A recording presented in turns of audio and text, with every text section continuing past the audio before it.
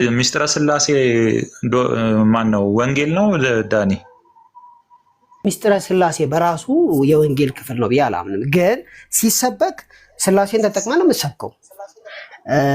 ይሄ ግን የስላሴ አስተምህሮ ዛሬ ወደ ጌታ ለመጣ ሰው ይሁን ለአብ ይባላል አይደረግም። እንደዛ አለ። መልካም ዜናውን ታውጃለህ፣ ቀጥሎ ደግሞ ታስተምራለህ ማለት ነው እንዴት እንደዳና አንድ ሰው። ስለዚህ እግዚአብሔር ይሁላ። አሁን በአጭሩ ስትመልስልኝ ዳኒ ወንጌል አይደለም ነው አይደለ? መልካም ዜና ነው። ይሄ መልካም ዜና ደግሞ በቃ ሞታችን ተሽሮልናል የሚለውን ነው። ገባኝ ዳንዬ። ስለዚህ አንድ ሰው ቢጠይቅ ሚስጥረ ስላሴ ወንጌል ነው ወይ ቢለ ወንጌል አይደለም ነው የምትለው ነው የምትለው ነው? ሌሎቹን እየጠየቁ በዛ መልኩ ሳስረዳ በስላሴ ተጠቅሜ አስረዳለሁ። ለምሳሌ እግዚአብሔር አንድያ ልጁን ልኮ በመስቀል እንዲሞት አድርጎ የሚለውን ሳስረዳ ስላሴን ተጠቅሜ ነው ማስረዳው።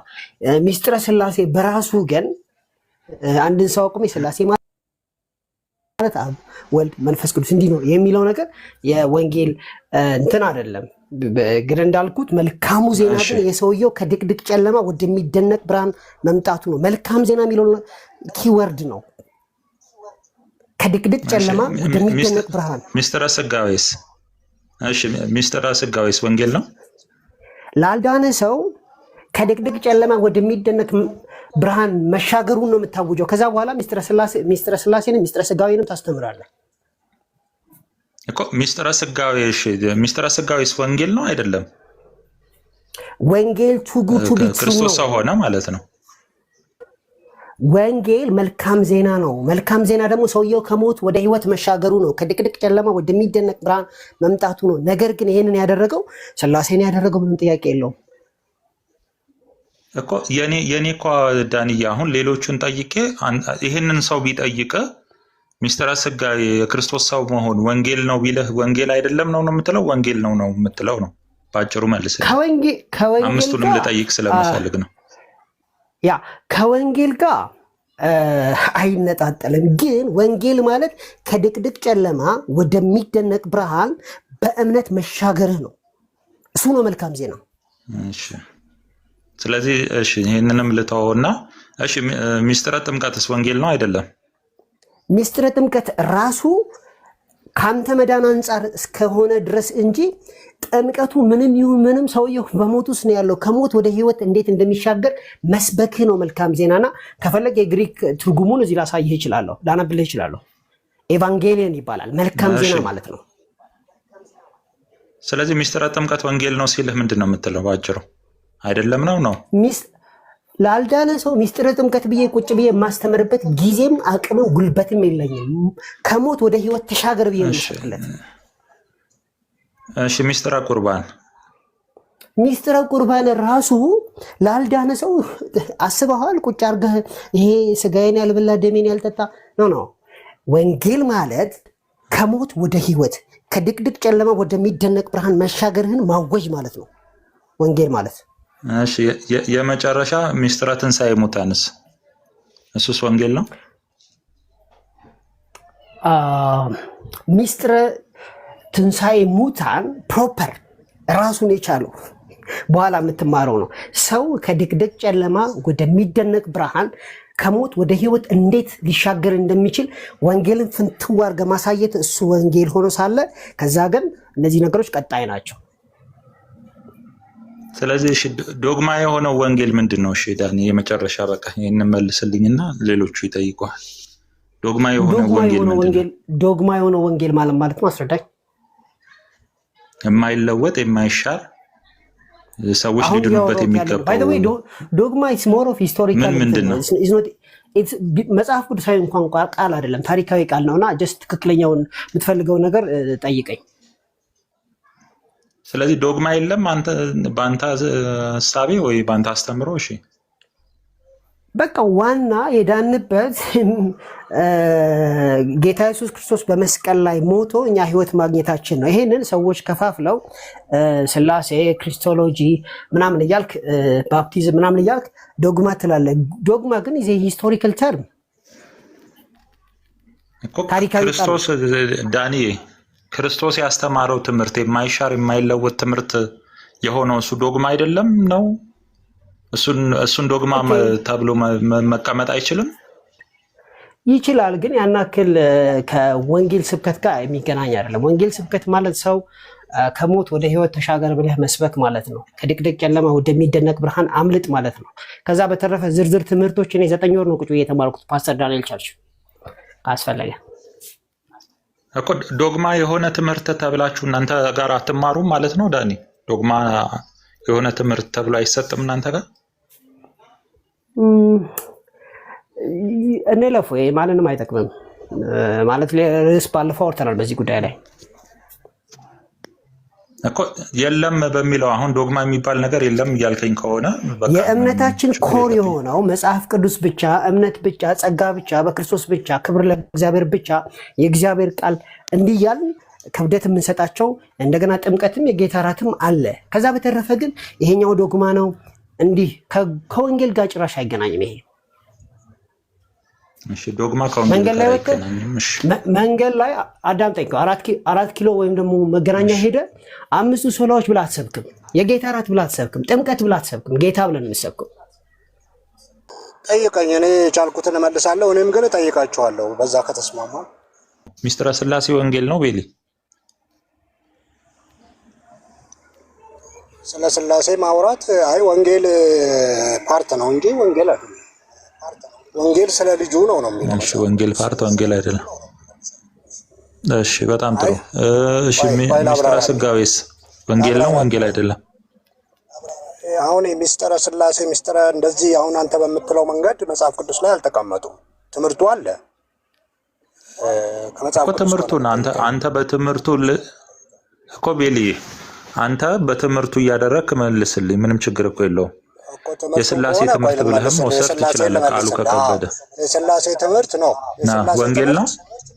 ወይ ስማኛ፣ ለምሳሌ እግዚአብሔር አንድያ ልጁን እስኪሰጥ ዓለምን ወዷል ሲል እዚህ ጋር አብም ይጠቀሳል ወልድም ይጠቀሳል ወንጌል ላይ። በዛ መንገድ ከሆነ አዎ ወንጌል ነው። ግን ወንጌል ስፔሲፊክ ስለማን ነው ካልከኝ ግን ወንጌል ስለ ልጁ ነው ይላል መጽሐፍ ቅዱስ። እሱም ኢየሱስ ክርስቶስ ነው ይላል። ስለዚህ ስለሱ ዲክላሬሽን ከሆነ ስለዚህ የስላሴ ትምህርት ወንጌል ነው ወይ ስትባል ምንድን ነው የምትለው ቤሊ? እዛ ውስጥ ይነገራል ነው እኮ የምልህ። ስለ ልጁ ሲነገር ስለ አብም ይነገራል። እሱ ነው እኮ የምልህ። ቅድም እኮ ወንጌል አይደለም አልከኝ አይደለ? በዛ ላይ ያዘው ነው። አሁን ታሻሽላለህ። ኖ አሁን ስለማሻሻለው ይሄ እኮ ለቀረጻና አሸነፍኩ አላሸነፍኩ አይደለም። ስላሴ የሚለው ተብራርቶ እዛ ላይ አዲስ ለሚመጣ ሰው ገና ወጥተህ የምትሰብከው ሰውዬ ስላሴ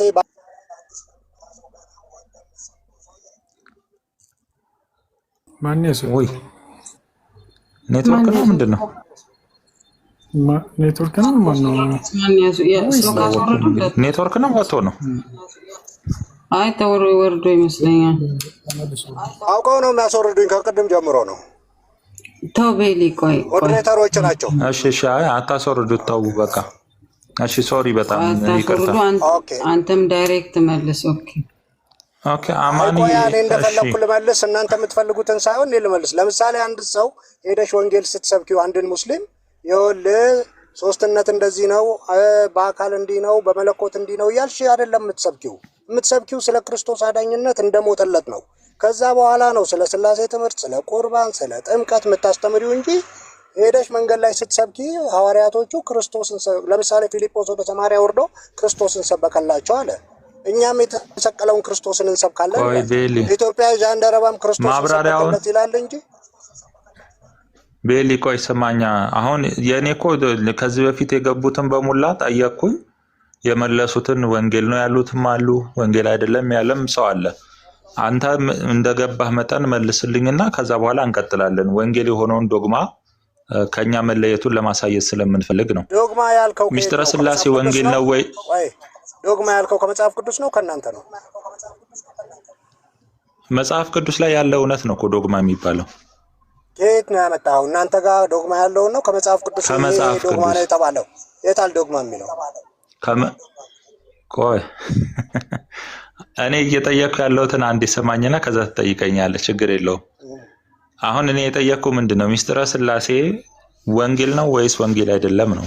እንደዚህ ተብለህ ብትጠየቅ ምስጢረ ምንድን ነው ማለት? ሥላሴን ክርስቶስን ወንጌል ስትሰብክ ምስጢረ ሥላሴን ትሰብካለህ እንጂ ስለዚህ ወንጌል ነው። ምስጢረ ሥላሴን ላልዳነ ሰው ስለ ምስጢረ ሥላሴ አታስተምረውም። መጀመሪያ እኔ እኮ ማብራሪያ አልጠየቅኩም። ቤሊ የምትመልስልኝ ከሆነ ቀጥታ መልስልኝ ልስማ። ወንጌል ነው ወይስ ወንጌል አይደለም? የፈለከው እኮ ቃላት መሳሳትና ቀረጻ ነው አይደል የፈለከው? አይደለም ሌሎቹም መልሰዋል እኮ ካንተ በፊት የነበሩ ውይይቱን ከሰማ እኮ ሳሚን ጠይቄዋለሁ፣ ጆናን ጠይቄዋለሁ፣ እኔም ብለው ዳኒን ጠይቄዋለሁ። ክርስቶስ ወንጌል ስለ ክርስቶስ ነው የሚሰበከው። ስለ ክርስቶስ ስትሰብክ በዛ ውስጥ ምስጢረ ሥላሴን ልትሰብክ ትችላለህ። በዛ ውስጥ ምስጢረ ጥምቀትን ልትሰብክ ትችላለህ። በዛ ውስጥ ቅዱስ ቁርባንን። ዋናው ግን የሚሰበከው ወንጌል ስለ ልጁ ነው የሚለው ስለ ልጁ ነው። በዛ ውስጥ ግን ልትሰብክ ትችላለህ። እሱን ነው መመለሰልህ። ስለዚህ ወንጌል ነው ማለት ነው ከሰበከው አይደለም? አንተ እንደምትፈልገው ልመልስልህ ወይስ ምን ልበልልህ? እሺ ንገረኝ። እኔ እንደምፈልገው ወንጌል ነው ወይ ብሎ ቢጠይቀው ወንጌል ነው ትላለህ። ካልፈለክ እኮ አለመመለስም መብት ነው፣ አላስገድድህም።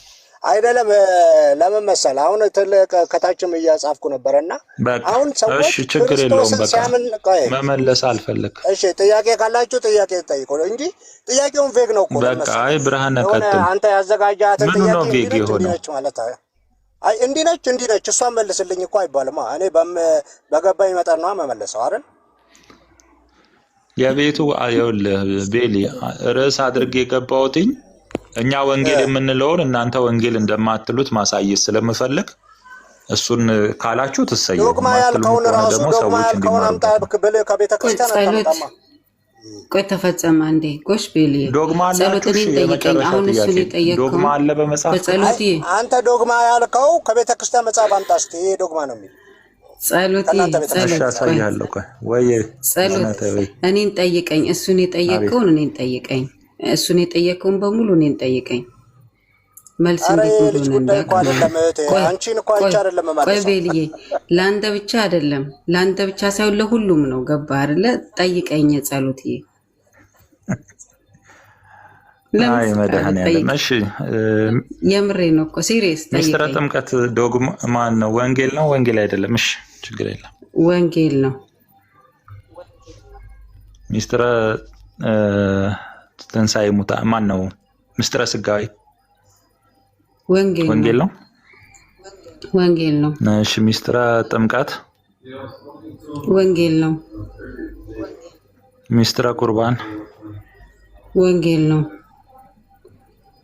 ምስጢረ ትንሣኤ ሙታን ወንጌል ነው። በቃ እኛ ኦርቶዶክሳውያን እነዚህን በሙላ ወንጌል ብለን ላላመነ ሰው ቁርባንን የሰበኩበት ቦታ የት ጋር ነው? ስለዚህ አንተ ትመልሳለህ። ነው አይደለም? ነው መጀመሪያ አንተ መልስ። አሁን ላላመነ ሰው ቁርባን አይደለም ትለኛለህ። በተመሳሳይ አይደለም ጨዋታ ነው አለች፣ ግን ብጠይቃት አትመልሰው። ላላመነ ሰው ቁርባንን ሰብከዋል ሐዋርያት። ይሄው እንደሷ ለምን አትመልስም አንተ? ይሄ ጨዋታ ነው ወዳጄ።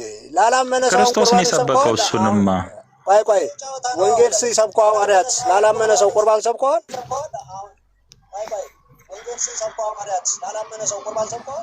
አዎ ክርስቶስ ሰብኳል እያልኩ ነው። ሐዋርያቱ ሳይሆን ክርስቶስ ራሱ ሰብኮታል።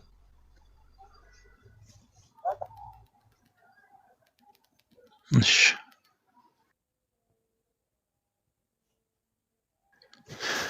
ስለዚህ ቀጥሉ። አሁን ብርሃነ ሐሳብ ካለ ቀጥል።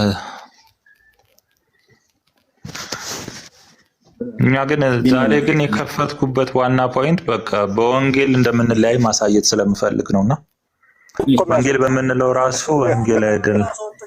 ግዴለም ጸሎቴ አንድ ጊዜ እስቲ ትንሽ ላውራው እንትና ቤሌ እናውራ። እሺ ትንሽ ደቂቃ አስተካክለን እናውራ። እሺ ወንጌል በሚለው ጉዳይ ላይ የተለያዩ ሌላም የሚያወራ ካለ ቢገባ ጥሩ ነው። እሺ ቤሊ እየሰማኸኝ አይደል? አንተ ነው የማወራው። አዎ። እሺ አሁን ወንጌል በሚለው ጉዳይ ላይ ስለ ክርስቶስ ብቻ ነው የሚል ትምህርት ነው ወይስ ወንጌል ስለ ሥላሴም ስለ ትንሣኤ ሙታንም ስለ ሌሎችም ወንጌል ነው ብለህ ታምናለህ? ኦኬ እሺ፣ ከመጽሐፍ ቅዱስ ልመልስልህ። ኦኬ መጽሐፍ ቅዱስ ላይ ሮሜ 1 ላይ ምንድነው የሚለው? ወንጌል ስለ ልጁ ነው፣ እርሱም ልጁ ኢየሱስ ክርስቶስ ነው ይላል። ሁለተኛ ሐዋርያው ጳውሎስ እኛ ግን የተሰቀለውን ክርስቶስን እንሰብካለን አለ። ፊልጶስም ወደ ሰማርያ ወርዶ ክርስቶስን ሰበከላቸው አለ።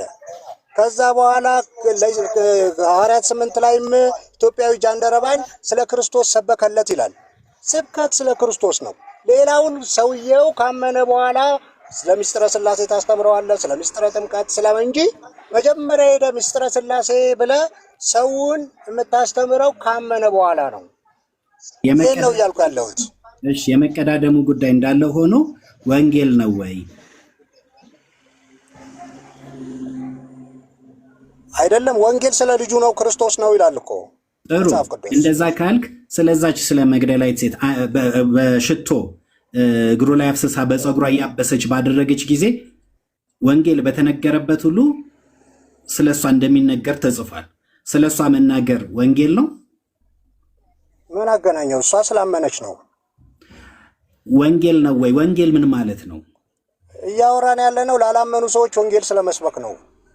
እሺ ክርስቶስ በሲኦል ገብቶ ወንጌልን ሰበከላቸው ይላል።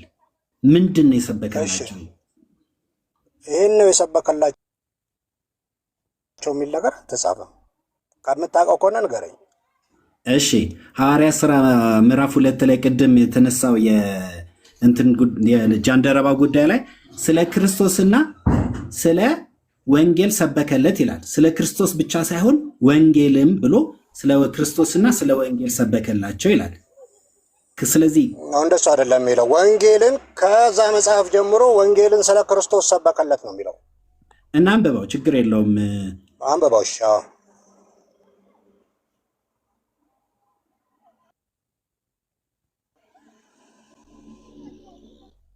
ፊት አይ እኔ እንኳን እቺ ስልክ ብቻ ነው። እሺ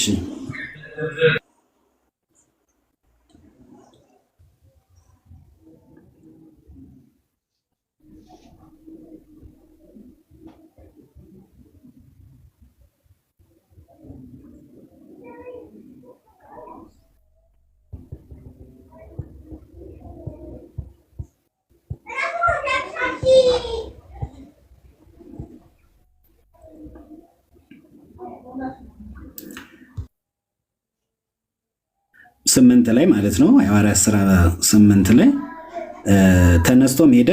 ያው ህንደኬ የተባለች የኢትዮጵያ ንግስት ገዢና ጃንደረባ የነበረ በገንዘቧም ሁሉ የሰለጠነ አንድ ኢትዮጵያዊ ሰው ሊሰግድ ወደ ኢየሩሳሌም መጥቶ ነበር።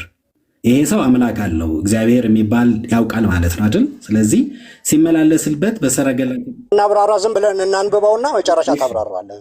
ተቀምጦ የነቢዩን የኢሳያስ መጻፊያ ነበር። መንፈስም ፊልጶስን ወደዚህ ሰረገላ ቅረብና ተገናኝ አለው። ፊልጶስም ሮጦ የነቢዩን የኢሳያስ መጽሐፍ ሲያነብ ሰማና በእውኑ የምታነበውን ታስተውላልን አለው። እርሱም የሚመራኝ ሳይኖር እንዴት ይቻለኛል አለው። ወጥቶም ከእርሱ ጋር ይቀመጥ ዘንድ ፊልጶስን ለመነው። ያነባው የነበረው የመጽሐፍ ክፍል ይህ ነበር።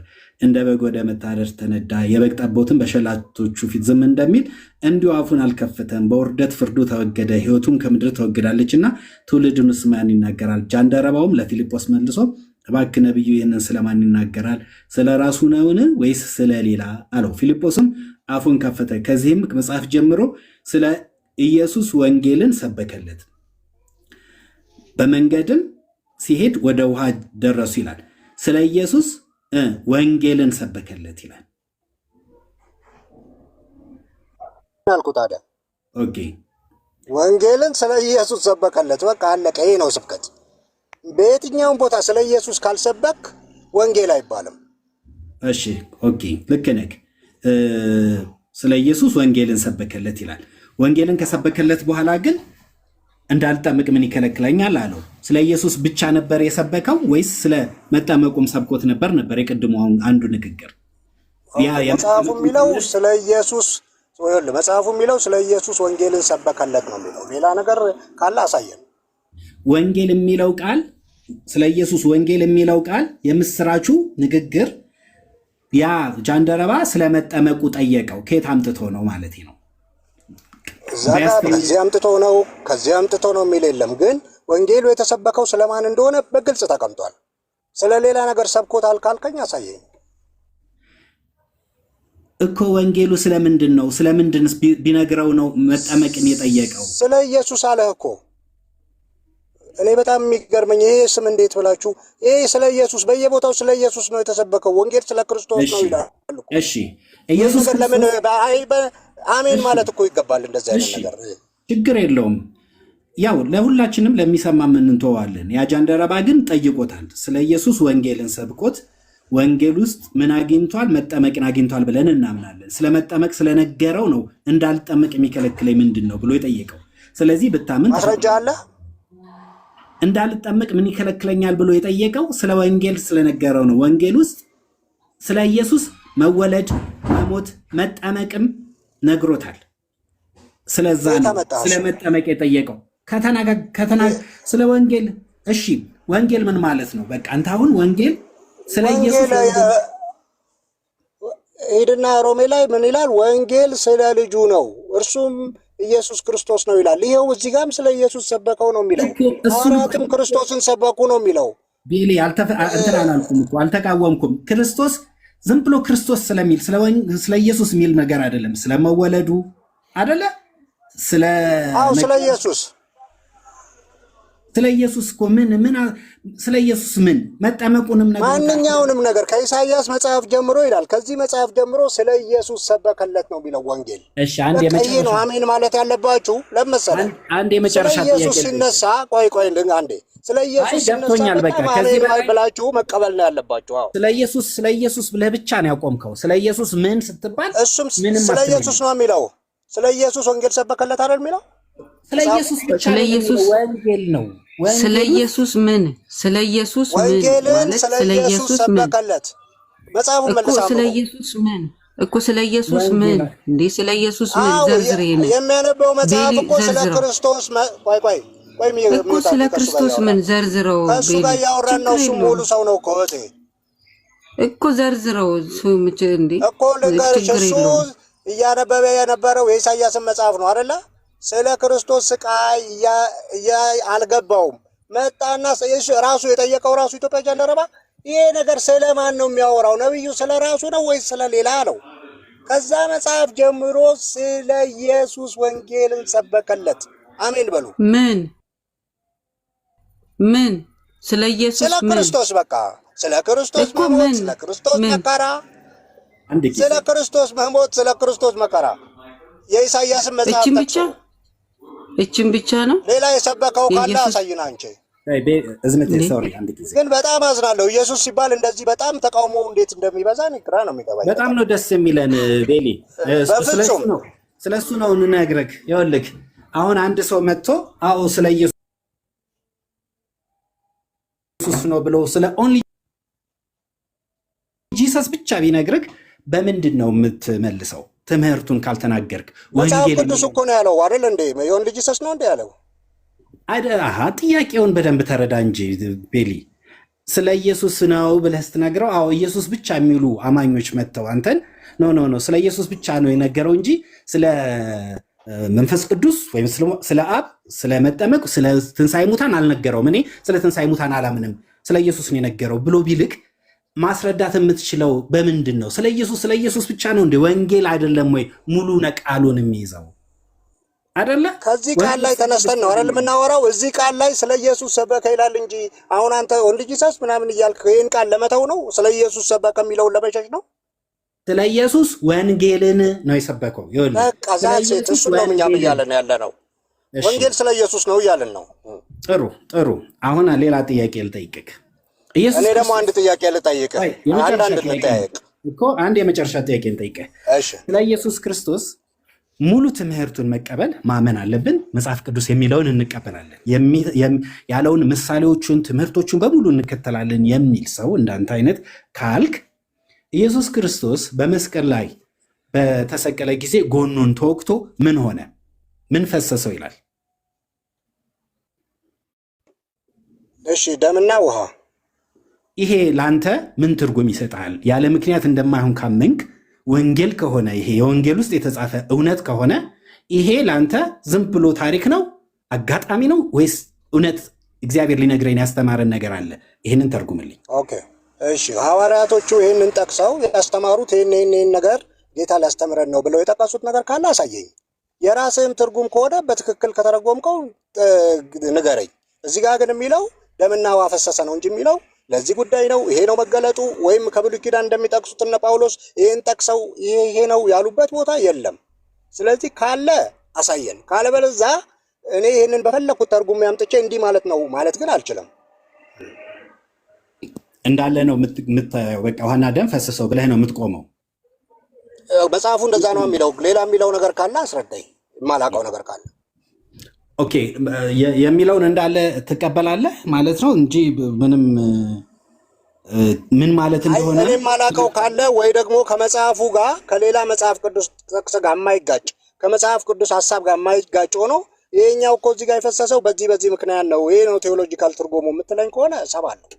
መጽሐፉ ግን የሚለው እሺ፣ ጥያቄው የኔ ነው እኮ መልሰህ አንተ ንገረኝ አትበለኝ። መልስ ካለ ንገረኝ። እዚህ ጋር እኔ የተጻፈውን ነው የምቀበለው ነው የምልህ። ከራሴ ልገምት አልችልም። አንተ ከመጽሐፍ ቅዱስ ያገኘው እውቀት ካለ ንገረኝ እያልኩ ነው።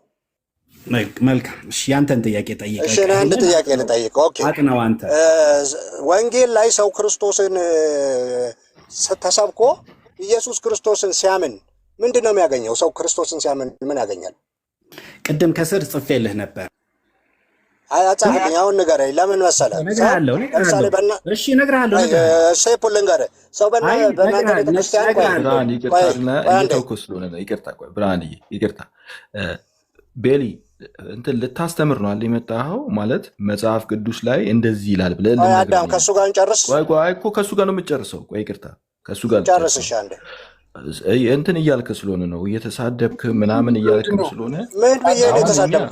ቆይ አንድ ጊዜ እሺ ልንገርህና መጀመሪያ ይጨርስ። ምን ብዬ ተሳደብኩኝ? አካሄድ ነው አካሄድ ይቅርታ አካሄድ ላይ አይደለም። እነሱ እኮ ሙሉ ሰዎች ናቸው። አካሄድ ነው የነገርኩት። አንተ መጽሐፍ ቅዱስ ላይ እኔ ወንጌል ብዬ የማምነው መጽሐፍ ቅዱስ ብቻ ማይነ መጀመሪያ ወንጌል ብዬ የማምነው ይሄ ነው፣ ይኸው የመጽሐፍ ቅዱስ ጥቅስ ይሄ ነው ብላ አሳየን።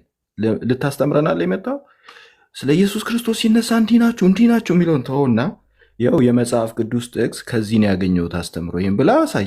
በቃ አለቀ እኮ እኛ እንማርባለን። እንደዛ እኮ ነው ያደረኩት። አዳም ጥቀስ፣ አልሰማንም። በቃ አሁን ከእሱ ጋር እያወራን ነው። እኔ እየጠየቅኩት ነው፣ እሱ ጠይቆኛል። ኦኬ ስለዚህ ክርስቶስን ሲያምን ለምሳሌ አንድ ሙስሊም ወደ ቆይ አንዴ ከእሱ ጋር እየተነጋገርን ነው። አንዴ አለፍከው ይቅርታ። ኖ እሱ እየጠየቅኩት ነው። ወንጌል ያልከውን ከመጽሐፍ ቅዱስ ቆይ እኔን ጠይቆኝ የኔ ተራ እየጠየቅኩት ነው። አዳም ስለ ወንጌል አልነገርከንማ። ቆይ ከእሱ ጋር እየጠየቅኩት ነው እያልኩ ነው። በስድብ አለፍከው አይደለም። ለምን ትፈራለህ? እሱን ልጠይቀው። አንድ ጥያቄ ነው የምጠይቀው። ሲነሳ ጥላቻ አለባችሁ በሚል አለፍከው። ቆይ አንዴ ልጠይቀው። እሱ መጽሐፍ ቅዱስ ጥቀስና ወንጌል ማለት ልጠይቀውና ወንድሜ ልጠይቀህ። እኔ ተራዬ ነው። ቆይ ልጠይቀው አንዴ። እሺ ማሳየታችን የኔ ተራ ነው። አዳም ማሳየታችን አይ ልጠይቀው። የኔ ተራ ነው። ልጠይቀው። አዳም ለጆሮአችን ፍትህ ፈቅዶለታል። በቃ ፈቅዶለታል። አብረት ነው ቤሊ። ስለዚህ ከአዳም ጋር አውራ ፈቅዶለታል። አይ ነው። ለምንድን ነው ፈራችሁ? እሱ ሙሉ ሰው ነው እኮ እስካሁን ሲጠይቀኝ ነበረ። ፈርተን ነው። ቀጥል ከአዳም ጋር እኮ። ስለዚህ ሰው ክርስቶስን ሲያምን ምን ያገኛል?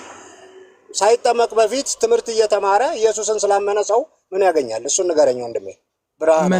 የእውነት ካመነ ይጠመቃል።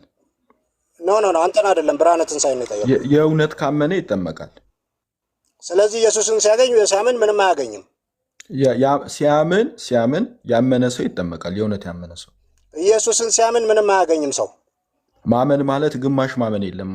ግማሽ ካመነ የሚባል ክርስቶስን ሲያምን ሰው ምን ያከታች ያላችሁ ስሙ ክርስቲያኖች ናቸው እንደዚህ እያሉኛል። እኛ ሁለት ሰው ኢየሱስን ሲያምን ምን ያገኛል? እኛ ሁለት ቆይ አንዴ ቤልዬ ይኸው የመለስኩልህ አይደለ?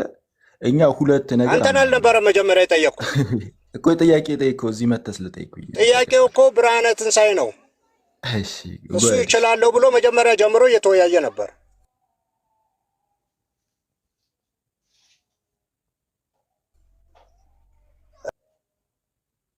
እሺ ብርሃነ ትንሣኤ መልስልኝ። ሰው ክርስቶስን ሲያምን ምን ያገኛል? በመጽሐፍ ቅዱስ 1000 በላይ ጥቅስ ያለበትን ነገር ኢየሱስን ሲያምን ሰው ምንም አያገኝም ማለት ነው። ንገረኝ ብርሃነ ትንሣኤ። አሁን ጥያቄ ይሄን ነው መልሼ እንድታብራራልኝ የምጠይቀህ። ምን ብሎ ባመነ ጊዜ ምንድን ነው የሚያምነው? እስቲ ኢየሱስን ያመነ መጽሐፍ ቅዱስ እንደዚህ ይላል። ቆይ ስማኝ።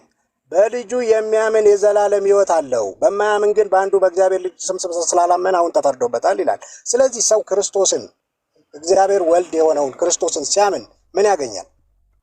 ምን ብሎ ያመነ? ባመነ ጊዜ ልክ ነው የዘላለም ሕይወት ያገኛል። ግን ምን ብሎ ኢየሱስን በቃ እሱ ከሆነ ተስማማን። ሰው ክርስቶስን ሲያምን የዘላለም ሕይወት ያገኛል እኮ አሁን ያልከው ያነበብከው ማለት ግን ምን ብሎ ሲያምን ማለት ነው? ክርስቶስን ሲያምን ነው። መስቀል ላይ የሰራለትን ስራ ለሱ መሞቱን፣ መቀበሩን፣ መነሳቱን ሲያምን። አዎ ሙሉ ነገር ነው አይደለ? እምነት ማለት ብዙ ነገሮች ነው። እንደዚህ ሲሆን ምዕራፍ ሐዋርያት ሥራ እኔ በጥቅስ እነግርሃለሁ። የሐዋርያት ሥራ ምዕራፍ 2 ላይ ሐዋርያት በጣም ወንጌልን በነገሩ ጊዜ ልባቸው ተነካ ይላል። ወደ 37ኛው ላይ ቀድ ወርጄ ላንብብልን። ወንጌልን በሰሙ ጊዜ ልባቸው ተነካ አለ። ከዛም ጴጥሮስና ሌሎችም ሐዋርያት ወንድሞች ሆይ ምን እናድርግ አሏቸው።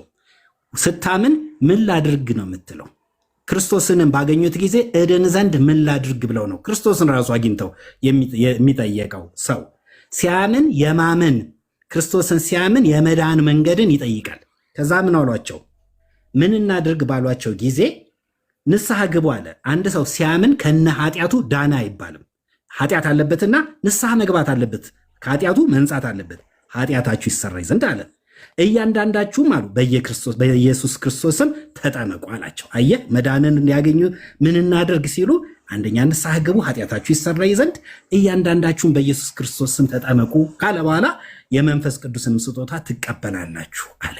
ይሄ የመዳን ሙሉ ነገሩን ያሳያል። ስለዚህ አንድ ሰው ሲያምን ምን ላድርግ እድን ዘንድ ምን ላድርግ ብሎ የሚጠይቀውን የመዳን መንገድን ይጠይቃል። በልቦናው ልቦናው ይከፈታል። ጸጋን ይጠይቃል። ስጦታውን ሌላ ምንም ኢየሱስን ሲያምን ሰው ምንም አያገኝም። ሰው በልቡ አምኖ ይጸድቃል የሚለው አይሰራም ማለት ነው። አሁን እኮ ምንድን ነው የሚያምነው የሚለውን ነገር እኮ የጠየቁ ለዚህ ወንጌል ሰምቶ በክርስቶስ ሲያምን ሰው በልቡ አምኖ ይጸድቃል ያለው መጽሐፍ ቅዱስ አይሰራም ማለት ነው። እሺ በአፉ መስክሮ እኮ ሰው በልቡ አምኖ ይጸድቃል። እሱን ታምናለህ? በልቡ አምኖ ይጸድቃል፣ በአፉ መስክሮ ይድናል። እዛው ላይ ከላይ ከፍ ብለህ ስታወራ የምን ጥምቀት አለ? የለም ጥምቀት ጭራሽ ጥምቀት አለ። የሁለት ሰው ክርክር ከሚሆን የተለያየ ኢንሳይት የተለያየ ሰው ኢንሳይት አይደለም። በክርስትና ታሪክ የለም እኮ ኢየሱስ ሰው ሲያምን ምንም አያገኝም የሚል ክርስቲያን። ችግሩ እኮ ምን መሰላችሁ? ችግሩ ከዚህ ልጅ ጋር ስታወሩ ዝም ብሎ እናንተን ሲሰድባችሁ ነው የሚለው። በተለያየ ቃላት አልተሳደበም። እውነት ለመናገር አልተሳደበም። የማስረዳት ባህሪው ነው። ተሳደበ እንኳን እየመረቀን ነው። ሰው ክርስቶስን ሲያምን ምንም አያገኝም ከተባለ እኮ በጣም አደገኛ እኮ ነው ወዳጅ። ጊዜ ሰው መክሰስ አንዱን ጥዬ አንዱን አንጠልጥዬ የሆነ ወንጌል ደግሞ እኛ ጋር የለማ ወዳጅ። እንደዚህ አይነት ወንጌል የሰበከ ማዋሪያም የለም።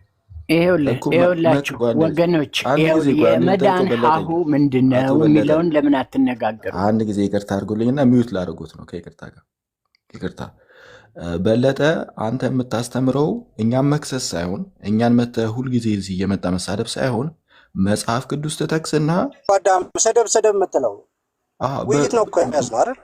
ይኸውልህ ኢየሱስ ክርስቶስ ሲነሳ ያማቸዋል። ኢየሱስ ክርስቶስ እንደዚህ ሲባል ኢየሱስን ሰው ሲያምን ምንም አያገኝም ካለ፣ ኧረ ቆይ አንድ ጊዜ ሰው ኢየሱስን ሳያምን ምንም አያገኝም ካልከኝ ክርስትና ታሪክ ውስጥ ያለ ወይ ብዬ ጠይቃለሁ። ኧረ በስመ አብ ከአንተ ጋር መዳረግ እኮ ይሄ ነው። ኢደር ማስረዳት ትችላለህ ወይስ አትችልም? ማስረዳት የምችል ከሆነ መጀመሪያ የተጠየቀው ስለ ወንጌል የተጠየቀው ወንጌል ምንድን ነው ተባልክ፣ መመለስ አልቻልክም። እኛም መለስኩ እኮ ተወያየን። እኔ ብዙ ጥያቄ ተጠየቁ። እሺ ከመጽሐፍ ቅዱስ ጥቀስልን እስኪ ስለ ወንጌል አንተ ስለተናገርከው። አሁን ይሄን ለምን ትሸሸዋለህ? ኢየሱስን ሲያምን ሰው ምን ያገኛል? ሲያምን ይጠመቃል እንጂ ምንም አያገኘም። ሲያምን ይጠመቃል። ግማሽ መጽሐፍ ቅዱስ ደግሞ በእርሱ የሚያምን የዘላለም ሕይወት እንዲኖረው እንጂ እንዳይጠፋ ይላል። ስለዚህ ማንን ልመን? መጽሐፍ በክርስቶስ ሲያምን ሰው ይድናል። ሳይጠመቅ እያለ አይደለም። ቆይ ቅርታ፣ ሳይጠመቅ አላለ። የለም ሳይጠመቅ ጥምቀት አላነሳም እዛ ጋር እኮ። በእርሱ የሚያምን ሲል በእርሱ አምኖ ሳይጠመቅ የሚል የለም ስላልተጻፈ በእርሱ የሚያምን ማለት በእርሱ የሚያምን ስላለ በእርሱ የሚያምን ስላለ በአብ የማያምን ብለን አንተረጉምም። በእርሱ የሚያምን ማለት በእርሱ የሚያምን ነው እንጂ በአብ የማያምን ብለን አንረዳም። በአብ የማያምን በእርሱ የሚያምን ካለ ስለዚህ በአብ የማያምን ብለን አንረዳም። በእርሱ የሚያምን ሳይጠመቅ ብለን አንረዳም። ኢየሱስ ክርስቶስን ሲያምን ሰው ምንም አያገኝም የሚል ነገር ከመጽሐፍ ቅዱስ ታመጣለህ። በዛ ላይ ደግሞ ቆይ ይቅርታ፣ በእኔ ብቻ አይደለም በአባቴ የዘላለም ሕይወት እንዳላችሁ ታውቁ ዘንድ በእግዚአብሔር ልጅ ስም ለምታምኑ የሚለው ይሄ ሁሉ የእግዚአብሔር ቃል ይጣልና ጸሎት ይቅርታ አድርጉልኝና ስላሴ ማለት እግዚአብሔር ነው፣ እግዚአብሔር ማለት ደግሞ ወንጌል አይደለም ብለህ ደመደምክ፣ ጨርሰሃል አይደል? ከዚህ በኋላ ስለምንድን ነው የምናወራው? ቆይ ስላሴ ማለት እግዚአብሔር ነው ታውቃለህ። ስላሴ ማለት ወንጌል አይደለም ካልክ እግዚአብሔርም ወንጌል አይደለም። አሁን ክርስቶስን ሲያምን ሰው ምን ያገኛል? ምንም ነገር አያገኝም። ክርስቶስን ሲያምን አንተ የሚባል ወንጌል ደግሞ የለም። እንደዚህ አይነት ወንጌል የለማ፣ የሰበከ ማዋሪያም የለም። ስለዚህ እኛ የምናውቀው ሰው ኢየሱስን ሲያምን እንደሚድን ነው። የሚያምን የዘላለም ሕይወት እንደሚያገኝ ነው። ኢየሱስ ክርስቶስ የዓለምን ሁሉ ካመኑበት እንደሚያድን ነው። በእኔ እመኑ በአባቴ እመኑ ይላል። ቆይ ሶሪ፣ በእኔ እመኑ በአባቴ እመኑ ይላል። ስለዚህ በእሱ ብቻ ማመን ነው ወይስ በአባቱ ማመን ነው የዘላለም ሕይወት? አሁን ወደዚህ የሄድከው የክርስቶስን ማመን ለመካድ ነው? ምን ለማድረግ ነው? እናምናለን። ይኸውልህ በደንብ ነው የምናምነው። በቃ ካመንክ ተመስገን፣ በቃ አሜን፣ ተቀበልኩ። ካመንክ ኢየሱስን ካመንክ እኮ በቃ ተስማማን። እሺ በቃ ግን ኢየሱስን ማመን ምንም አይጠቅምም ከተባለ ይሄ እኮ ከኔ ጋር ብቻ ቤሊ እንደዚህ አትተውት። እሺ ብርሃን አንድ ጥያቄ አይ መሄድ የለብንም። እሺ በቃ ለእናንተ ተወያዩ። በቃ ተባረኩ። ያንተን አማርኛ ሳናስተካክል ቃል አንብቡ። እኔ የምለው አዲስ ኪዳንን በሙሉ አንብቡ ብዬ ነው እኔ የምናገረው። ያንተን አማርኛ ሳናስተካክል ጌታን ተቀበል አንተ ራስህ። ቤሊ ግን አንድ ጥያቄ ልጠይቀው። ሶሪ አንድ ጊዜ ልጠይቀው። ቤሊ ዶግማ የማይቀየር ትምህርቶችን ንገረኝ። ይሄን ቢመልስልኝ ጥሩ ነው። ወይ ጎንደሬም ሊመልስልኝ ይችላል። ይህን ትምህርት ይመልሱልን ደግሞ እስቲ። ወንጌል ላይ ይሄን ያህል ካወሩ ዶግማ ካላቸው ደግሞ እስቲ ይንገሩን። የማይቀየር ትምህርታቸው ምንድን ነው? ዶግማ የሚለውን ቃል ከየት አመጣችሁ ብሎናል። ግን እስቲ የማይቀየር ትምህርታቸው፣ ዶግማ ማለት የማይቀየር በየትኛውም ሁኔታ ውስጥ የማይለወጥ ትምህርት ነው። ጎንደሬ ይህን ብቻ መልስልኝ፣ እኔ ያቆማለሁ ትምህርት እንትኑን ንግግር።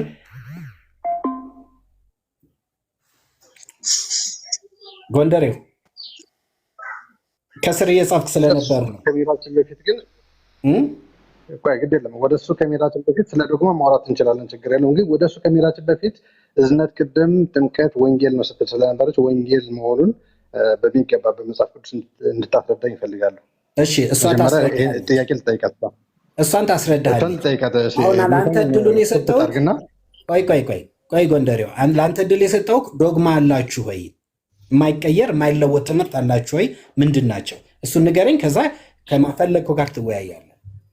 ይኸው ዶግማ ማለት ስለ ክርስቶስ ነው። አንድ ክርስቲያን ስለ ስላሴ ሳያውቅ ክርስቲያን ነው ማለት አንችልም እኛ። ስለዚህ ስለ ስላሴ በሚገባ ማወቅ አለበት። ስለ ልጁ ስለ ኢየሱስ ክርስቶስ ደግሞ ስለ ስጋዊ ማወቅ አለበት። እነዚህ ዶግማዎች ናቸው፣ የማይቀየሩ የማይለወጡ ዶግማዎች ናቸው። እኛ እናንተ ጋር ስንት ዶግማ ነው ያለው? እስኪ ንገረኝ። እኛ እነግርሃለሁ። ያንተ ሁለት ነው። ነገርኩህ። አንተ አሁን ዶግማ የምትላቸው ያንተ ስንት ናቸው? ቆይ ጎንደሬው አታውቀውም የኦርቶዶክስን አስተምሮ? አይ ማወቅ ስለፈለግኩ ነው። ግድ የለም እኛ ካቴኪዝም አለ። ካቴኪዝም አለ። አምስቱ አዕማደ ምስጢር ቅድም እኮ ሲያወራ ነበር። የጸሎትም እኮ ጥያቄ ከእነሱ ቀጥታ ከመዳን ጋር የሚያያዙ ዶግማዎች አሏቸው የላቸውም? ለምሳሌ ካቴኪዝም አለ። ላርጅ ካቴኪዝሙ የጸሎት ሃይማኖት ነው። ፌት ኦፍ ፋዘርስ ጸሎት ሃይማኖት ነው። ከዛ በኋላ ደግሞ ሊቱርጂካል የስራ ቅዳሴ አለ። በአራተኛው ክፍለ ዘመን የነበሩ የነ ቅዱስ ጎርጎሪዎስ የነ ባሲሊዮስ የነሱ ትምህርት ነው። በቃ ከዚህ ውጭ ቤተክርስቲያንን ልትጠይቋት አትችሉ። በቃ ነው የቤተክርስቲያን ዶግማ እነዚህ ናቸው። ከዚህ ውጭ ምንም ነገር የለም። ሜሮን በእናንተ ዶግማ ነው አይደለም? ግን ይቅርታ አድርግልኝና ወንድማችን ከሱ ጋር እያወራሁ አይደለም የገባው ለመጀመሪያ ለመጠየቅ ነው። ይቅርታ አድርግልኝ። ቆይ አንዴ አይደለም የገባው ልመልስ አይደል? የገባው አይደለም እሱ መጀመሪያ ጥያቄ ያቀርብልሃል። ስላሴ ወንጌል ነው ወንጌል አይደለም፣ ነገረ ክርስቶስ ወንጌል ነው ወንጌል አይደለም፣ ስላሴ ወንጌል አይደለም የምትል ከሆነ እግዚአብሔር ወንጌል አይደለም ካለስ መጀመሪያ ይሄን ጠይቅልኝ። ከዛ በኋላ አንተ ደግሞ ትጠይቃለህ ማለት ነው። አይ እሱን ማመለስኩልህ እኮ ስላሴ ምን ማለት ነው? ስለ ስላሴ ሳያውቅ ማብራራቱን ተወው። አይደለም እኔ አብራራልኝ ያልኩኝ ብራዘር፣ ስላሴ ምን ማለት ነው? ስለ ስላሴ ስላሴ ማለት ምን ማለት ነው? ጎንደር አብራራልኝ አላልኩም። በእናትህ እኔ አላልኩም ብራዘር፣ ስላሴ ምን ማለት ነው? እንደዚህ እናድርገው። ቆይ ጎንደር እንደዚህ ላስተካክልና ልጠይቅህ። ሚስጥረ ስላሴ ወንጌል ነው ወንጌል አይደለም እኮ እንደሱ እያደረግን እንሂድ። ጎንደሬው ሰላም ብያለሁ። እሺ ጸሎት ሰላም ብያለሁ። የሁሉንም እየጠየቅኩ ስለነበረ መልስልኝ። ሚስጥረ ስላሴ ወንጌል ነው ወንጌል ነው ብዬ አምናለሁ እኔ። ወንጌል ነው። እሺ ሚስጥረ ስጋዌ ወንጌል ነው። የክርስቶስ ወንጌል ነው። ሚስጥረ ጥምቀት አይደለም፣ ወንጌል አይደለም። ወንጌል አይደለም። እሺ ሚስጥረ ቁርባን ወንጌል አይደለም። እሱም ወንጌል አይደለም። እሺ ሚስጥረ ትንሣኤ ሙታን ወንጌል ነው እሱ። እሺ ስለዚህ አንተ ሉትራን ነህ ጎንደሬው? በትክክል ሉትራን ቅድም ገብተው ሲናገሩ ግን ወንጌል ነው ብለውን ነበር። አንተ ከየት አምጥተህ ነው ወንጌል አይደለም ያልከኝ? ወንጌል አይደለም ምክንያቱም ለምሳሌ አንደኛ ቆሮንቶስ ምዕራፍ 15 ቁጥር 1 ላይ ምን ይላል? ወንድሞች ሆይ የሰበኩላችሁን ደግሞ የተቀበላችሁትን በእርሱ ደግሞ የቆማችሁበትን በእርሱ ደግሞ የምትድኑበትን ወንጌል አሳስባችኋለሁ ይላል። ቁጥር 3 ላይ መጽሐፍ እንደሚል ክርስቶስ ለኃጢአታችን ሞተ፣ ተቀበረ። መጽሐፍ እንደሚል በሶስተኛው ቀን ከሙታን ተለይቶ ተነሳ። ወንጌል ከዚህ ውጭ የለም። ወንጌል ስለ ክርስቶስ ነው። ወንጌል ንጹህ የሆነ ኃጢአት የሌለበት ነውር የሌለበት ኢየሱስ ክርስቶስ ለኃጢአታችን እንደሞተ እንደተቀበረ ደግሞ ሞትን ድል አድርጎ እንደተነሳና በእርሱ ለሚያምኑ ደግሞ የዘላለም ሕይወት እንደሚሰጣቸው የሚያበስር የምስራች ነው። ወንጌል ማለት የምስራች ነው። እኛም ነው ይሄን ገባኝ። ያው ካንተ በፊት ይኸውልህ ካቴኪዝሙንም ሁሉንም አንብበናል ያሉ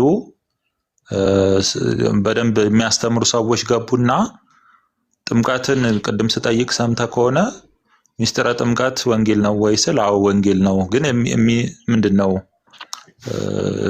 ማንሰብከው ነው እንጂ ወንጌል ነው የሚል ነገር አስተምረዋል አስተማሪዎቹ። አንተ ደግሞ ሉትራን ሆነ ጥምቀትንም ቅዱስ ቁርባንንም ወንጌል አይደለም አልክ። በካቴኪዝማቸውም እንደውም እኔ እስከማውቀው የሚታይ ወንጌል ተብለው ነው ሚስጥራትን ራሱ ሉትራኖች የሚቀበሉትና አንተ ከየት አምጥተህ ነው ወንጌል አይደለም እያልክ ያለኸው ነው? እነሱ በጽሁፋቸውም ወንጌል ነው ብለው ነው የሚያስተምሩት። አሁን እንደነገርኩ ከመጽሐፍ ቅዱስ ላይ ነው ያመጣሁት። ምክንያቱም ወንጌል ስለ ልጁ ነው የሚለው። ሌላው ደግሞ ይኸውልህ ለምሳሌ አንተ ካቴኪዝሙን አትቀበልም? ይሄ ምንድነው መጽሐፈ ስምምነትን አትቀበልም? አይ እሱ አልቀበልም አላልኩም። እነሱም ቢሆኑ እያሉ ያሉት ምንድነው የምንሰብከው አይደለም ወንጌል አይደለም ለማለት ሳይሆን በውስጥ ለምሳሌ ወንጌልን ትሰብካለህ፣ ታስተምራለህ። ከዛ ውጭ ላመኑት ሰዎች ግን ምንን መከተል አለባቸው የሚለው ነገር ምንድነው? የጌታ እራትን መውሰድ አለባቸው፣ ጥምቀትን መውሰድ አለባቸው፣ ይሄ መማር አለባቸው። ስለዚህ ወንጌል ከሆነ በዛ መንገድ ወንጌል ነው ያሉት። ከዛ ያለፈ ነገር ግን እነሱ ያሉት ቀጥታ ስለ ልጁ ስለ ኢየሱስ ክርስቶስ የሚሰበከውን ስብከት ለእሱም ይሰበካል እያሉ አይደለም። ይሄን ነው እየተናገሩ የነበሩት። አንተ እኮ አሁን እኮ አሻሻልከው። እሺ ደግሞ ስለዚህ በውስጥ የሚሰበክ ሲሆን ወንጌል ይሆናል ነው አይደለም? እኔ እያልኩ ያለሁት ይኸውልህ ወንጌል ይሆናል ሳይሆን ስለ ልጁ ቅድም እንደነገርኩ ስለ ሞቱ ስለ ድል ማድረጉ የዘላለም ሕይወት በክርስቶስ በኢየሱስ ያመነኛ የዘላለም ሕይወት እንደምናገኝ ወንጌል ይሄ ነው። ነገር ግን ላመኑ ሰዎች ደግሞ ምንድነው የኢየሱስ ክርስቶስ ተያዞች ማስረጃ ያሳየን ደስ ይላል። ይቅርታ ጋር ማስረጃ ያሳየን። ቆይ አዳም ቆይ እሺ ቀጥል። ቆይ ማስረጃ ለምሳሌ እሺ አዳም ቆይ አንተ አዲስ ትምህርት ነው ግን እሺ ቆይ አዳምን ልጠይቀው ለምሳሌ ከዘጠናዎቹ ዓመተ ምህረት መጨረሻ ሉተራኑን ግን እንደሱ እንዳንተ አላሉትምና ከነሱ ብትማር እመክርሃለሁ የኔ ማለት ነው። በጣም ጣልቃ እየገባ ስለሆነ እሱ መጠየቅ እፈልጋለሁ። ከዘጠናዎቹ መጀመሪያ ማስረጃ አሁን የተናገርከውን ወንጌል ማለት ብለህ የተረጎምከውን ማስረጃ አንተ ኧረ ጣልቃ አትግባ። ቆይ ልጠይቅህ አንዴ ከዘጠናዎቹ መጨረሻ እስከ 313 ቆስጠንጢኖስ ለቤተክርስቲያን ነፃነት እስኪሰጥ ድረስ ለጥምቀት ውሃ እድል ያላገኙ እነዛ ክርስቲያኖች በየዋሻው የተንከራተቱ አማኞች ውሃ ጥምቀትን እኔ የጠየቁን ጥያቄ ሰምተኛል። አሁን ስትናገር የነበረው ማስረጃ በላይ ያስቆጠሩ እነዛ ሰዎች ድነዋል አልዳኑም? እስቲ ይሄን መልስልኝ መጀመሪያ። ወንድም አለም የውሃ ጥምቀት ያላገኙ ቆስጠንጢኖስ ለቤተክርስቲያን ነፃነትን እስኪሰጥ ድረስ ያላገኙ በጣም ደስ በኋላ እንመልስልሃለን፣ ችግር የለውም። አሁን ግን ለተናገርከው ነገር ማስረጃ ማምጣት ትችላላችሁ። አሁን እንድትመልስልኝ ይፈልጋለሁ። ምክንያቱም አንድ ሚዩት አድርገው ብዙዎቹ ፕሮቴስታንቶች ብዙዎቻቸው ከተመለከታችሁ መጽሐፍ ቅዱስ አትጠቅሱ ምናምን እያሉ እኛን ይከሱናል። ቀንም ሙሉ የሚከሱን እኛን መጽሐፍ ቅዱስ ላላሳያችሁ፣ መጽሐፍ ቅዱስ ሊያሳዩ እንደዚህ በሉ ምናምን ብለው ይከሱናል። ያው እየተነሳ ወንጌል ማለት ምን ማለት ነው ሲባል አንዱ ጥምቀት ነው ይላል፣ አንዱ አይደለም ይላል፣ አንዱ ስላሴ ወንጌል አይደለም ይላል። ግን አንዳቸውም የመጽሐፍ ቅዱስ ጥቅስ አይጠቅሱም። አንዳቸውም ጥቀሱ ቢባሉ አይጠቅሱም። ግን ቀንም ሙሉ ሲከሱ ይውላሉ። እስኪ ለተናገርከው ጎንደሬው ለተናገርከው ነገር መጽሐፍ ቅዱስ ጥቀስ። አንደኛ ቆሮንቶስ ምዕራፍ 15 ቁጥር 1 ላይ ወንድሞች ሆይ ይላል የሰበኩላችሁን ደግሞ አይሁን አታቋርጠኝ። መጽሐፍ ቅዱስ ጥቀስ ለኛ ጠቅሻለሁ። ቆይ የሰበኩላችሁን ደግሞ የተቀበላችሁትን በእርሱም ደግሞ የቆማችሁበትን በእርሱ ደግሞ የምትድኑበትን ወንጌል አሳስባችኋለሁ ይላል። ቁጥር 3 ላይ ምን ይላል? መጽሐፍ እንደሚል ወንጌል ማለት የሚለውን እንድታሳየን ነው። እሱ ጋር ሄደህ ወንጌል ማለት ነው የሚለው አሳይ። እያሳየው እኮ ነው። ይኸውልህ እዛው ላይ ነው። ሳትዘል አንበብ ከሆነ አትዝለለዋ። ቁጥር 3 አንድን አነበብክና ቁጥር 3 ጋር ልትሄድ ነው። ስለዚህ ሳትሄድ እዛው መጽሐፍ ቅዱስ ካለ አንተ አንብብልኝ። ኖ አንተ አንብበው እንጂ እያነበብክ የነበረውን አትዝለል ያልኩህ። ስለ ወንጌል እየተናገረ ነው። ሁሉም ስለ ወንጌል ነው። ለማሳጠር ያክል ነው እያልኩ ያለሁት። ምንድነው? ወንድሞች ሆይ የሰበኩላችሁን ደግሞ የተቀበላችሁትን ይላል፣ በእርሱም ደግሞ የቆማችሁበትን በእርሱ ደግሞ የምትድኑበትን ወንጌል ይላል። አይ ስለ ወንጌል ነው እየጠየቀኛል። ወንጌል አሳስባችኋለሁ ይላል። ይህ ወንጌል ምንድን ነው ሲባል መጽሐፍ እንደሚል ክርስቶስ ስለ ኃጢአታችን ሞተ፣ ተቀበረ። መጽሐፍ እንደሚል በሦስተኛው ቀን ተነሳ። ለምንድን ነው የምትዘለው? አዳም እንዴት ነው? ወንጌል ማለት እንደዚህ ነው አልክ አይደለ? ወንጌል ማለት እንደዚህ ነው አልክ። ከዛ ደግሞ የሆነ ቦታ ላይ ወንጌል የሚል አለ። እዚህ ጋር ወንጌል የሚለው ቃሉን አገኘሁት አልክና ደግሞ ቁጥር 4 ላይ ደግሞ ሄደ ከዛው መናገር ትጀምራለህ። ስለዚህ በቀጥታ ለመሰለ እንደዚህ ማድረግ ለመሰለ ክርስቲያን መጽሐፍ ቅዱስ ሲጠቅስ ሌላ ቀን እንዳትከራከር ነው ይሄ ማድረግ። እስከ ቁጥር ምንም ይኸውልህ፣ አንተ አሁን ፖለቲካ ለመስራት የእናንተን ስታንዳርድ የእናንተን ስታንዳርድ ይኸው ጥቀስና አሳየኝ እስኪ ከመጽሐፍ ቅዱስ ጥቀስና ለአንተ ሰጥቻለሁ። አንተን እንጂ እያነበብክ የነበር ከሆን ሳትዘል አንብበው። ሳትዘል አንብብልኝ አልኩህ። ሳትዘል አንብበው። ምን መጽሐፍ ቅዱስ አልያዝክም እንዴ?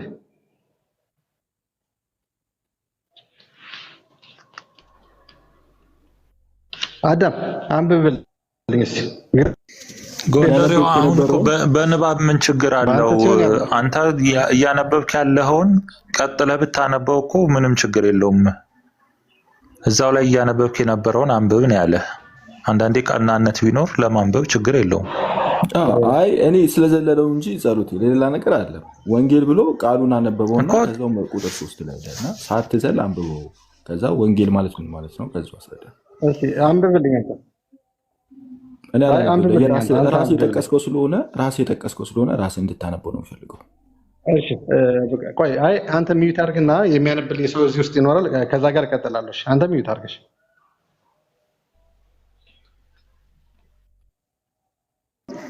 ረታው ጎንደሬ አሁን ለማንበብ ሌላ ሰው ከምንፈልግ ቆይ ወንድም አለም አሁን ንባብ አንድ መስመር ከፍ ብለህ ወይ የዘለል ከሆነ አንብብ ስላለ ሌላ ሰው አሁን እንዲያነብ መጋበዙ ሰዓት ከመግደል ውጭ ምንም የሚጠቅመን የለም። እግዚአብሔር ቃል ለአንተም ለእኛም እኩል ስለሆነ አንብበው። ምን ላንብብልህ ንገረኝ።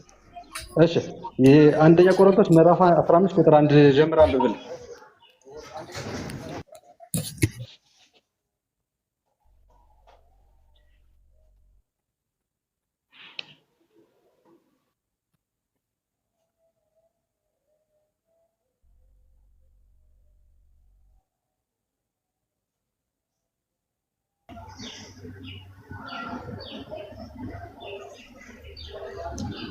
እሺ ወይስ ከዛ ሌሎቻችሁ አውሩበት። አዳም ሻም አውራ ስም ከምንል